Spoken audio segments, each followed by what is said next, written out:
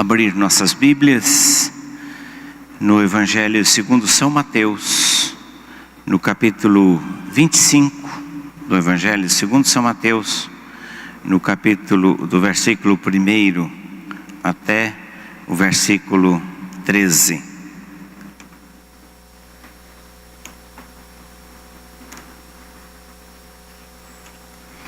Nós vamos ler o texto que se refere à parábola das 10 virgens. Então o reino dos céus será semelhante a 10 virgens que, tomando suas lâmpadas, saíram a encontrar-se com o noivo. 5 dentre elas eram insensatas e 5 prudentes. As insensatas, ao tomar as suas lâmpadas, não levaram azeite consigo.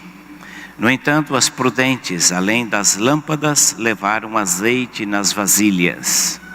E tardando o noivo, foram todas tomadas de sono e adormeceram. Mas, à meia-noite, ouviu-se um grito: eis o noivo, saí ao seu encontro. Então se levantaram todas aquelas virgens e prepararam as suas lâmpadas. E as nécias disseram às prudentes: dai-nos do vosso azeite, porque as nossas lâmpadas estão se apagando.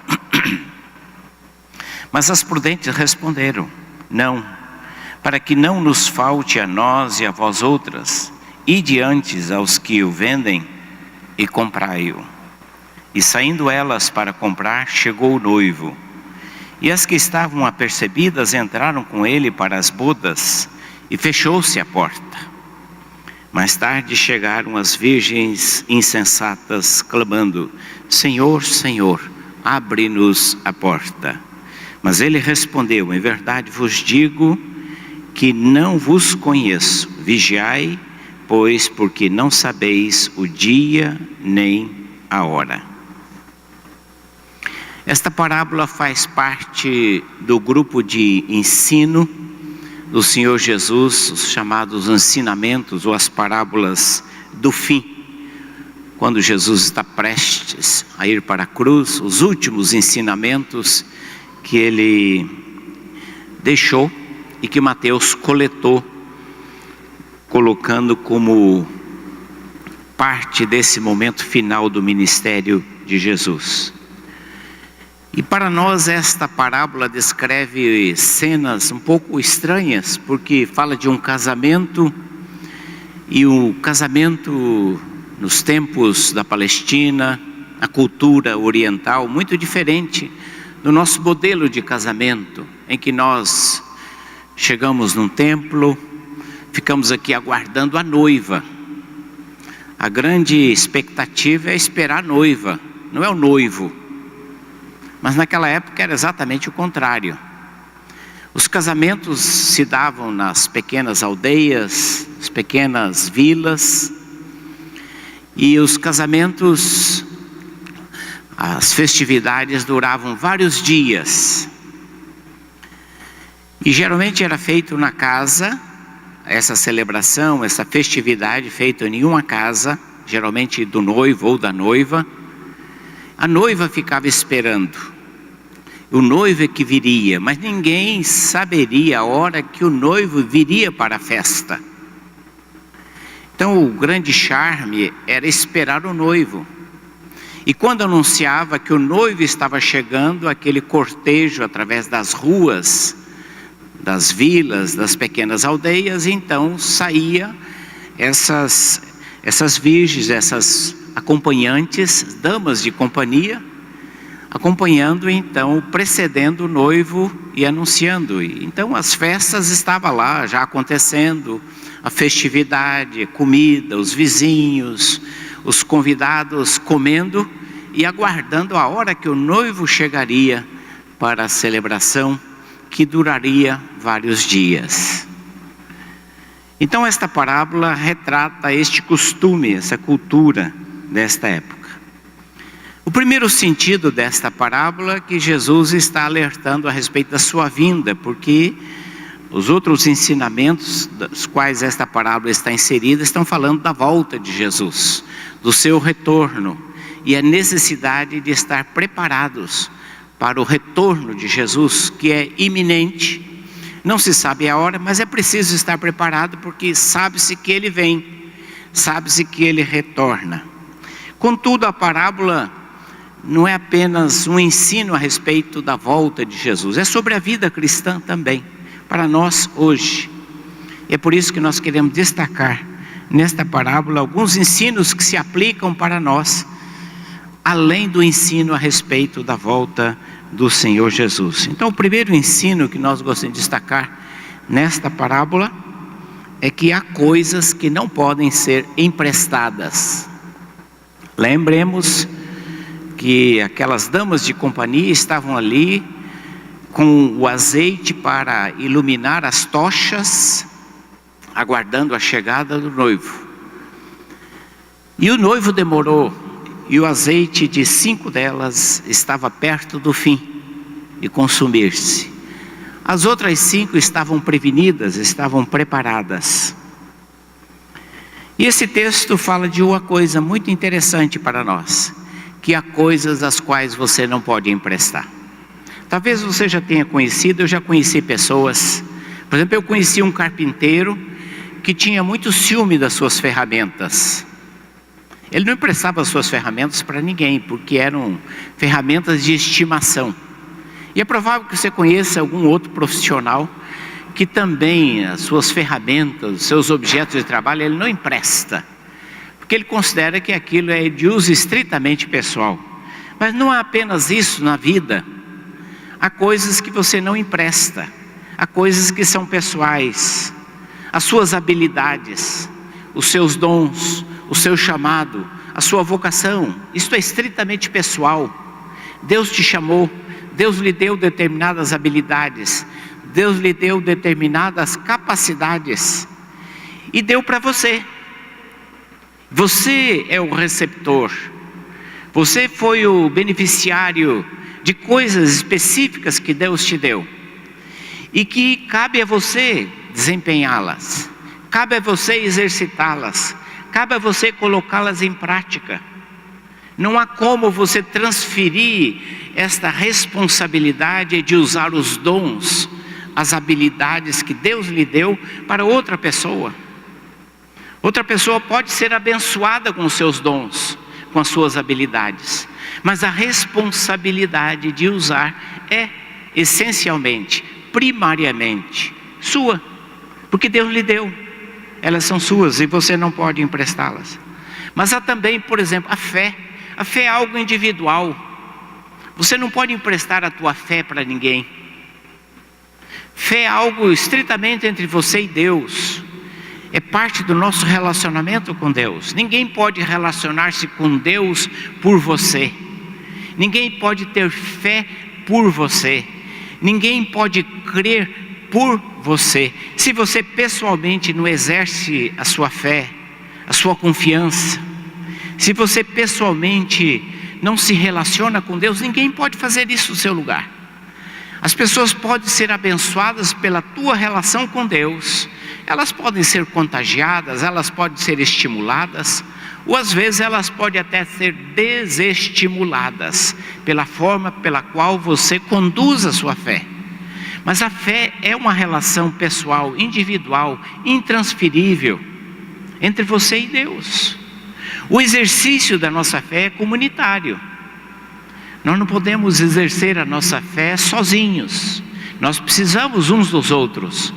Mas o ato de ter fé, o ato de crer, o ato de entregar, o ato de confiar em Deus é pessoal. Só você pode confiar, só você pode entregar a tua vida, só você pode colocar o teu coração nas mãos de Deus, só você pode abrir a porta do teu coração, só você pode convidar Jesus para ser o Senhor da sua vida, só você pode se arrepender pelos seus pecados. Ninguém pode se arrepender por você, ninguém pode confessar por você. Nós fazemos isso em conjunto, em comunidade. Mas há coisas que elas são estritamente pessoais, exclusivamente pessoais. Esse é o primeiro ensino desta parábola que queremos deixar com os irmãos e as irmãs dessa manhã. Mas há um outro ensino desta parábola, que há coisas que não se improvisam. Aquelas damas de companhia insensatas, que não eram prudentes, que não eram organizadas. De repente elas perceberam que faltara o azeite. E elas então foram, na emergência, correr buscar emprestado. E aquelas outras damas de companhia, prudentes, organizadas, preparadas, disseram: nós não podemos emprestar. É impossível emprestar. Porque se nós emprestarmos, vai faltar. Então vão comprar. E elas foram comprar, mas era tarde demais para se adquirir. Não havia mais tempo para se adquirir. A urgência da hora exigia que se houvesse adquirido com antecedência. Por isso que há coisas que não se adquirem momentaneamente, instantaneamente. E é muito comum na nossa vida, às vezes, quando nós enfrentamos momentos de dificuldade, passamos por tribulações, então a gente se volta para Deus. Mas há certas coisas que elas são o resultado de um processo, de uma caminhada, de uma história. Há certas coisas que são construídas, há certas coisas que é um longo processo onde você vai não apenas vivenciando, não apenas experimentando, mas também acumulando aquela vivência com a palavra de Deus, a vivência na oração, a vivência no relacionamento da nossa fé, de tal maneira que aquilo vai sendo sedimentado, construído. É como uma construção da casa sobre a rocha. Às vezes você constrói rápido, porque sobre a areia é fácil de construir, não há trabalho para lançar os alicerces. Mas aquilo não resiste às intempéries, às dificuldades da vida. Por isso que o desafio da vida cristã não é você correr para a igreja no momento do aperto. O desafio da vida cristã não é você no momento da tribulação e você correr pedir uma oração.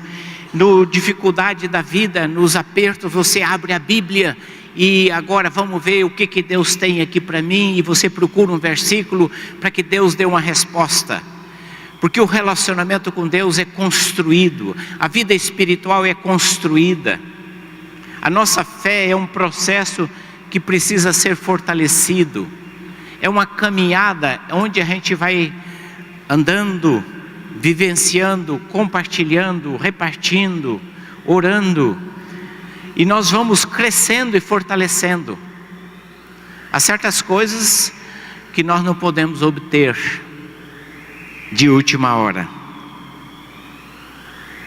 O conhecimento da palavra de Deus não é um conhecimento que você acessa a internet, você abre a Bíblia por acaso, mas é preciso isso ser construído, vivenciado. É um alimento, é uma caminhada diária. Maturidade cristã não se atinge momentaneamente. A maturidade é uma caminhada, é um processo espiritual. A nossa reputação, o nosso caráter não se constrói momentaneamente. É uma caminhada, é uma jornada, e nós precisamos ter consciência desse processo, desse desafio de caminhar e viver com Deus. Mas esta parábola também nos lembra alguma coisa essencial para a nossa vida. Há encontros que são inevitáveis. Há encontros que você pode retardar. E o dentista enfrentar o Dr. Luiz, a Clara lá, né? A gente não gosta disso. Você às vezes evita ir no médico, os homens principalmente, entre os quais me incluo. Ele não gosta de ir ao médico. Às vezes, você resolveu um problema que está pendente, você vai postergando, você vai empurrando, como diz no popular, empurrando com a barriga. Mas há encontros que são inevitáveis. Quer você esteja preparado, quer você goste, quer você deseje, quer não, você vai se deparar com esta realidade. É claro que entre esses encontros está a morte, mas existem outras decisões que são inevitáveis. Encontros inevitáveis. Decisões sobre a nossa vida.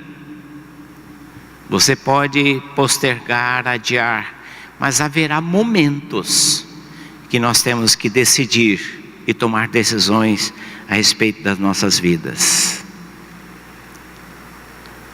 E nós não poderemos evitá-las. Mas sobre todas as coisas, esta parábola lembra, nós nos encontraremos com o Senhor Deus. Livro de Amós diz: prepara-te, ó Israel, para encontrares com o Senhor teu Deus. Prepara-te para encontrares com o Senhor teu Deus. Paulo diz: porque todos é todos, e nós somos nós, compareceremos perante o tribunal de Cristo. Todos nós, indistintamente. Você pode gostar ou não gostar, você pode crer ou não pode não crer. Nós compareceremos perante o tribunal, onde daremos conta da nossa vida. Portanto, irmãos, esta parábola nos desafia a refletir sobre a nossa vida. Sobretudo porque o azeite é também um dos símbolos bíblicos para o Espírito Santo. O azeite é sobretudo esta ideia da presença do Espírito nas nossas vidas, que não pode ser improvisado, que não pode ser copiado. Não adianta nós como igreja olhamos para aquilo que talvez possa ser um exemplo de uma igreja despertada, de uma igreja que esteja vivendo muito mais na influência e no poder do Espírito e simplesmente copiar. A relação com o Espírito Santo, a dependência do Espírito Santo, a vida sob a orientação do Espírito Santo, não se copia, não se improvisa, não se empresta, não se transpõe.